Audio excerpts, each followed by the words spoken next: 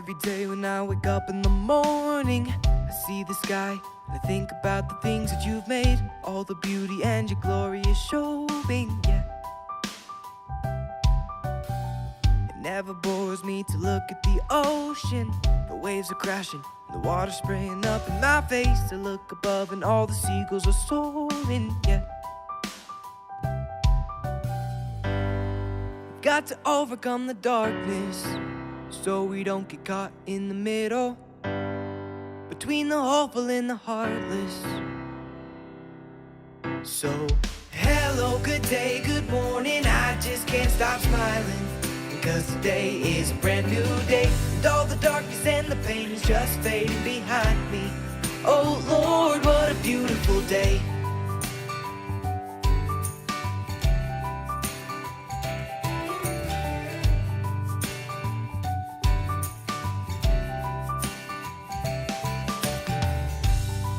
And all the planets surround me, the way they orbit just boggles my mind, the way the sun keeps on shining, yeah. We've got to overcome the darkness, so we don't get caught in the middle, between the hopeful and the heartless. So, hello, good day, good morning, I just can't stop smiling, because today is a brand new day, and all the darkness and the pain is just fading behind me. Oh Lord, what a beautiful day.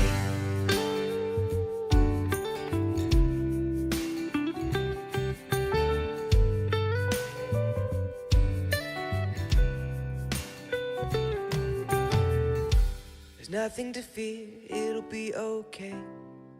It's the day that the Lord has made. It's the day that the Lord has made. There's nothing to fear, it'll be okay. It'll be okay. It's the day that the Lord has made. That the Lord has it's made. The day that the Lord has made. That the Lord has made. So, hello, good day, good morning, I just can't stop smiling, because today is a brand new day, and all the darkness and the pain is just fading behind me. Oh Lord, what a beautiful day.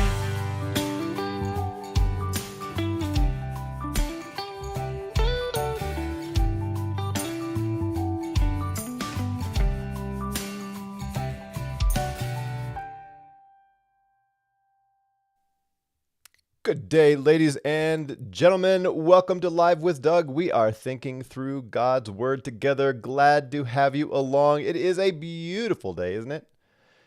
Here in Colorado Springs, it's cool, 68 degrees, something like that. The sun is shining. Looks like a great day to go for a walk. Just came off a full day of fellowship with our believers. They came around 10. We had some new folks, which is great. Had a packed house. And we finally kind of shoot them off around 9:30 p.m.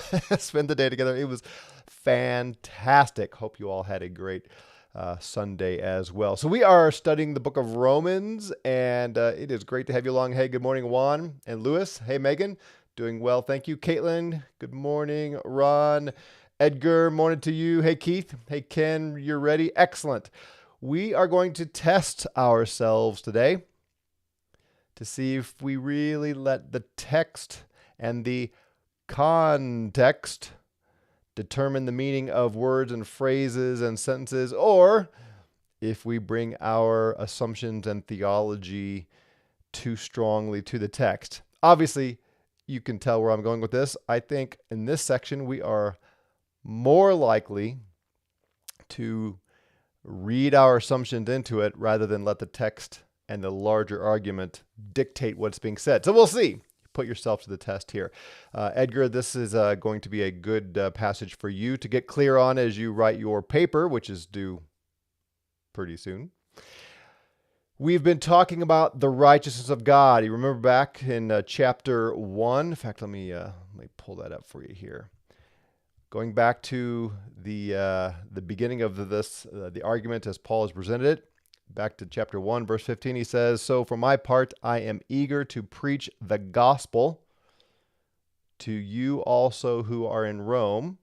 So I've been preaching the gospel in other places, and I'm eager to come to Rome and preach the gospel to you also. Why? For I am not ashamed of the gospel. Why are you not ashamed of the gospel, Paul? For it is the power of God for salvation to everyone who believes. To the Jew first, also to the Greek. Well, Mr. Paul, why does anybody need salvation? Why does anyone need to be saved? And how is the gospel God's power for that saving? Paul responds, for in it, that is in the gospel, the righteousness of God is revealed. Now, if you remember, when we first discussed those verses, I posed the question to you, what is the righteousness of God revealed in the gospel? And I told you that grammatically, in the Greek and here even in the English, grammatically there are two possible meanings of this term, righteousness of God. It could be what we might say righteousness from God. Now, the terminology is not righteousness from God, it's righteousness of God. But in English, that can convey from, right? If I said, I'm Doug of Colorado Springs, if I was visiting you, I'm Doug of Colorado Springs, you would interpret that to mean I'm from Colorado Springs, right? So the righteousness of God is that the righteousness from God that he gives to believers, what we often call imputed righteousness, justification by faith kind of idea, that God pronounces you righteous because it gives you righteousness. Or is it God's righteousness, which would be his right acting, which often includes his justice, his judgment, his punishment of sin. And some of you quickly told me what you thought it meant back when we looked at that. I had some comments along the way to the video that clearly indicated to me that the people had not even watched the video, but they just reacted to my title, which that happens all the time. I find that very amusing. Well, today's section may help you formulate an answer to that question. So before we get there, let me show you where this is going. Verses 8 and 9 of chapter 3. That's where we're at. Paul here has to deal with false accusations and slander. Can you imagine a teacher ever having to deal with someone misconstruing their intent? After doing this for 25 years, I can relate to this big time. Here's what Paul says. Why not say, as we are slanderously reported, and as some claim that we say, why not say, quote, let us do evil that good may come? So however you interpret Romans 3:1-7, it has to help you get to where someone would slander Paul and put words in his mouth as if he were saying, let us do evil that good may come. Okay? And then it has to lead into this next paragraph, verse 9. What then? Are we better than they? The question is, who is the we and who is the they? Well, the we is Jews. He's going to identify with the Jews in these opening verses of chapter 3. And the they are the Greeks, the Gentiles, the Romans. Are we Jews better than they Gentiles? His conclusion, not at all. For we have already charged that both Jews and Greeks are all under sin. Remember, I've been telling you that for days now. This is where it's heading. He's trying to get everyone in Rome to understand the Jews are no better off than the Gentiles when it comes to Judgment Day. All are sinners. All have sinned. The Jews are not righteous. They thought they were fine. They had the law. They were God's people. They had been given all the promises and so on. They thought they were in good shape. And Paul's saying, no, no, no. The whole testimony of God against Israel is they are wicked, unrighteous, in need of salvation. All right, so that's where this is heading. So let's take a look. We're going to pick up in verse 1 here of chapter 3, but well, yeah, let's just pick up there. First, I'm going to taste and see the Lord is good by having a sip. Want to join me? The Lord is good. All right. So chapter 3 starts off with this rhetorical question. Then what advantage has the Jew, or what is the benefit of circumcision? He's anticipating that someone would ask this based on his previous argument, and we'll just summarize it with the last 2 verses of chapter 2. For he's not a Jew who is on outwardly, nor is circumcision that which is outward in the flesh. Remember, we talked about this. This is, at face value, this is a nonsensical statement. To say that circumcision is not in the flesh, circumcision, by definition, is in the flesh. That is what circumcision is. You see that? Circumcision is in the flesh. That's the definition of the word, to cut the foreskin. So, Paul says circumcision is not that which is outward in the flesh, and a Jew is not one outwardly. A Jew is not marked by having this mark in his flesh. Well, if you read the Old Testament, clearly Paul's wrong here. So what's he getting at? That there was something else God had in mind all the way along. He is a Jew who is one inwardly. And circumcision is that which is of the heart by the Spirit, not by the letter. And its praise is not from men, but from God. We covered that last week. So that leads to this rhetorical question. Okay, if God was always after the heart and the inward obedience and love of the Lord, then is there any profit, any advantage, any superiority at all of being a Jew? Why did God give circumcision if there's no benefit to it? If the mark in the flesh doesn't mean anything, if it doesn't profit the Jew, is there any advantage? His response, it's great in every way. There's much benefit. First of all, he says, on the one hand, they were entrusted with the oracles of God. Now, the way this is laid out in the Greek, he says on the one hand, and you expect him to say on the other hand, but he doesn't. He goes right into his main concern. But he says there's at least this benefit to being a Jew.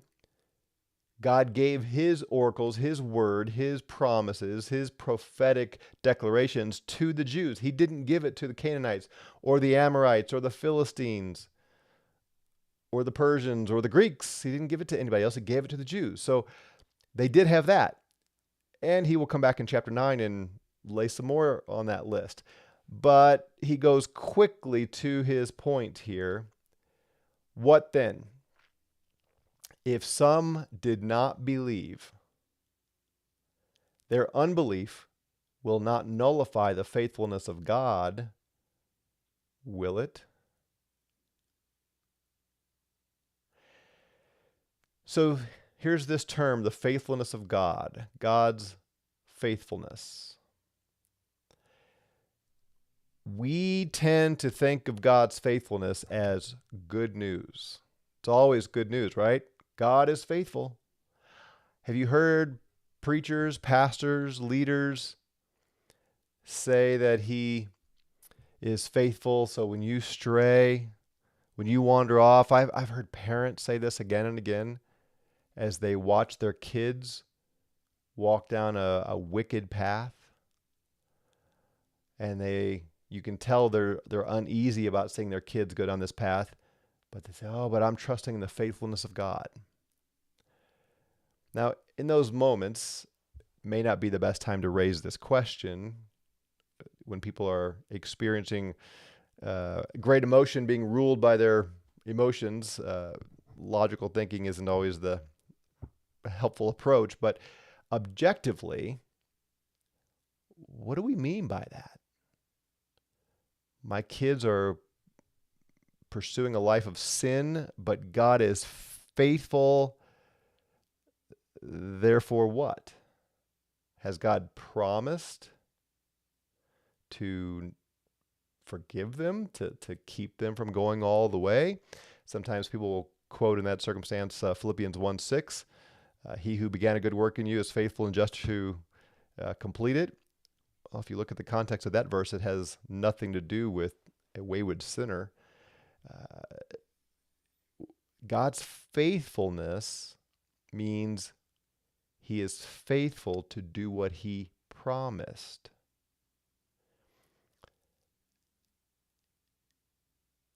And sometimes what he has promised is to pour out his judgment and wrath. There's another occurrence of this phrase in the New Testament. It's in 2 Timothy chapter 2. Are you familiar with this passage? Paul says it's a trustworthy statement. For if we died with him, we will also live with him. If we endure, we will also reign with him. If we deny him, he will also deny us. If we are faithless, he remains faithful, for he cannot deny himself. I don't know how many times I've heard pastors use this verse 13 here. He remains faithful if we are faithless, as though that's good news. This is not good news. In context of what he's saying here, if we've died with him, we will live with him. If we endure, we will reign. But then he goes the other way. If we deny God, he will deny us. Jesus said this emphatically. If you are ashamed of me, I'll be ashamed of you on Judgment Day. If we are faithless, he remains faithful, meaning if we don't have faith and faithfulness, he will be faithful to condemn us. He can't deny himself. He's a just judge. So if you lack faith, lose faith, don't have faith, his faithfulness is not good news. Well, that's the same thing, same point here in Romans. If some Jews did not believe, so it's of great advantage to be a Jew. It's of great advantage to have circumcision. They were entrusted with the oracles of God. But what did those oracles say? Go back and read Deuteronomy 28. The oracles of God, the word of God or words of God given to Israel was, if you obey me perfectly, I will bless you. If you disobey, I will condemn you.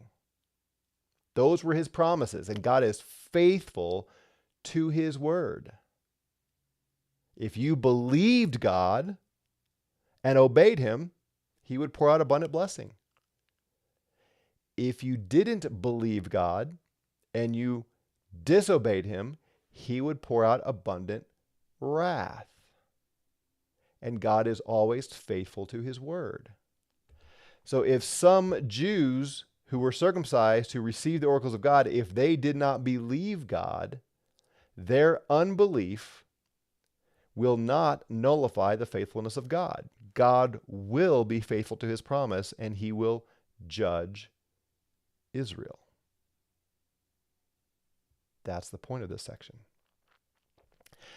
May it never be that he would that his faithfulness would be nullified. May it never be. Meganoito is the Greek. This is the strongest declaration like this in the Greek. Absolutamente no, for my Spanish-speaking friend.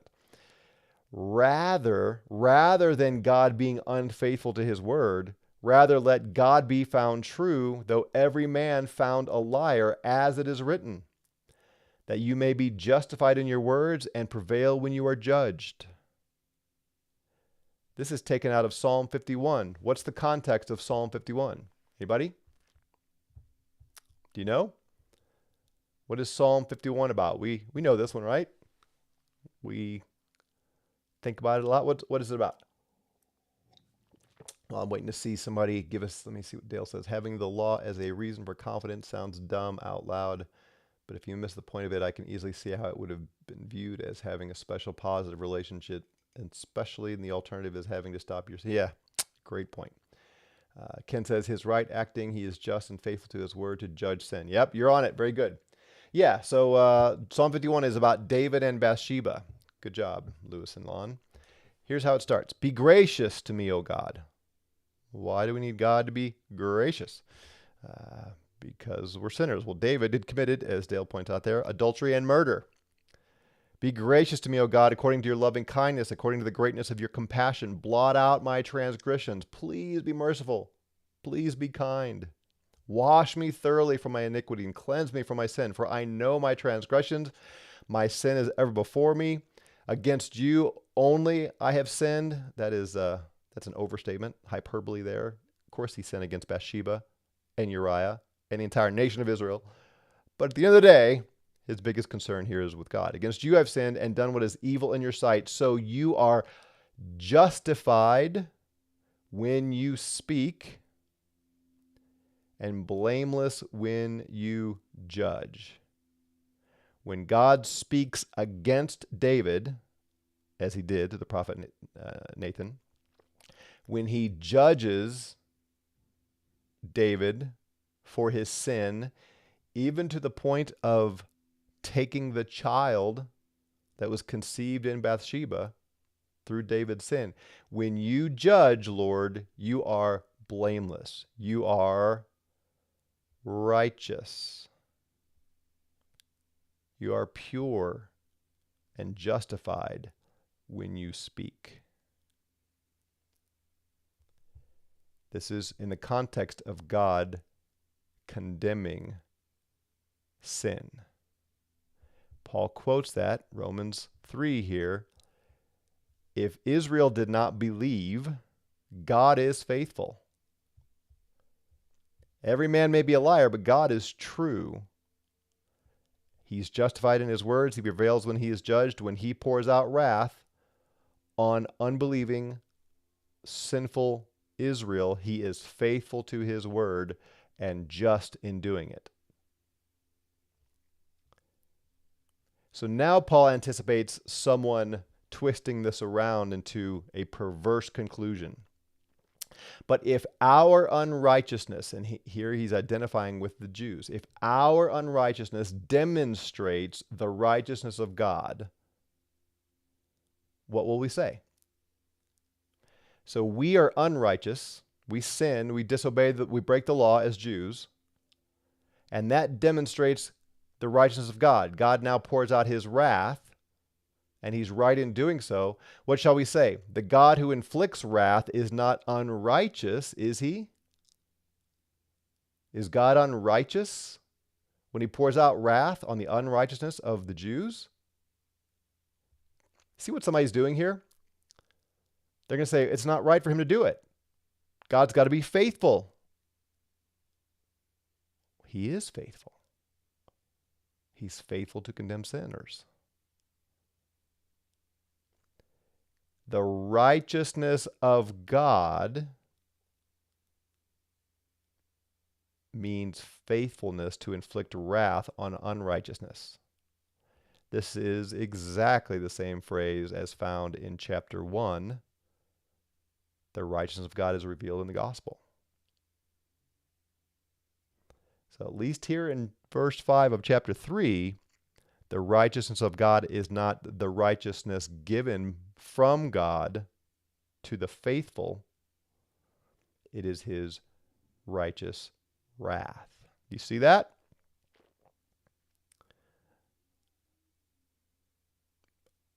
I'll just let that set for a minute. All right, so his rhetorical question. If our unrighteousness demonstrates God's righteousness, what shall we say? The God who inflicts wrath is not unrighteous, is he? I'm speaking in human terms here. I'm speaking the way men speak. May it never be. Of course God is not unrighteous when he inflicts wrath. For otherwise, how will God judge the world? God can't condemn the world. He can't condemn the Gentiles. The Jews would expect God to judge and pronounce guilty the Gentiles, the world, but God can't do that if he is unrighteous when he inflicts wrath, right? You tracking with me? Ask a Jew. Okay, you've got this world full of unrighteous men. Is God unjust to pour out his wrath on them? Of course not. Okay, Mr. Jew, you who judge another, do you not judge yourself? Is God unrighteous to inflict wrath on the Jews in their unrighteousness? Of course not. Do you see what he's doing? He's doing the same thing he's been doing all through chapter 2. You Jews who have the law think you're just, but it's not the hearers of the law who are just before God. It's the doers of the law who will be justified. Have you kept the law? You who say don't steal, do you steal? You do. You cause the nations to blaspheme, just as it is written. You think because you have circumcision that you're good with God. You are not. If a Gentile kept the law, he'd be a better Jew than you. If you've broken the law, which you have, and God is right to pour out his wrath on you, if you are a Jew and you break the law. And now he has to deal with one more slanderous statement where some crazy person, a Jew, I think, would try to twist this around and say, but if through my lie the truth of God abounded to his glory, why am I still also being judged as a sinner? Okay, so Paul, you are arguing that God's righteousness is revealed when he punishes sin. But so I lie, and God's truth then is on display. It abounds to his glory. Then I shouldn't be judged a sinner because I'm giving God an opportunity to bring glory to himself. You see how perverse this is? And why not say, as we are slanderously reported, and some claim that we say, let us do evil that good may come. Do you see what they're doing? They are twisting the gospel that Paul preaches into this absurd blasphemy. Let us do evil that good may come. That must be what Paul is saying. Paul is out there saying, see, this is Paul's gospel. We can do what's good, we can do what's evil, and God gets to display his glory. And that's a good thing. Good comes with that. So let's go on and sin so that good can come. And Paul says look how he finishes. Their condemnation is just. Anybody who would take the gospel and the righteousness of God and the wrath of God and twist it around into this conclusion, let's do evil that good may come, they're going to get what they deserve. For them to be condemned, that's the just thing. Kind of like people who take the gospel and twist it around into a true antinomian situation where we say you can sin, live however you want, that the gospel somehow frees you of any obligation to obey the Lord. You can live like the devil, but you're still going to be saved because you prayed some prayer or something. You got baptized when you were a baby, whatever. Their condemnation is just. That's what Paul's getting at. All right, Ken asks, the hour in verse 5 is still referring to the Jews? But if hour, yes. Now, I think Paul's doing here what he's going to do in chapter 7. I think he's identifying with the Jews, not that this is a real situation so much as almost role-playing. He's putting himself in this group as though they would say this. That's why he says, I'm speaking in human terms. I'm speaking according to men. This is how men reason. And the Jews would reason this way. If our unrighteousness demonstrates the righteousness of God, what shall we say? Is God unjust if he does this? But yeah, I think it would still be the Jews there. Lon says, it's funny, the Jews I've known and fallen away believe God has been unfaithful by virtue of the wrath he has shed toward them. Interesting. Well, they've completely lost sight of the terms of the covenant that they claim to be under. It's all based on obedience, and Jews who disobey are under his wrath. All right, so do you get it? Do you see the argument? God's faithfulness and his righteousness in this section is not good news for the sinner.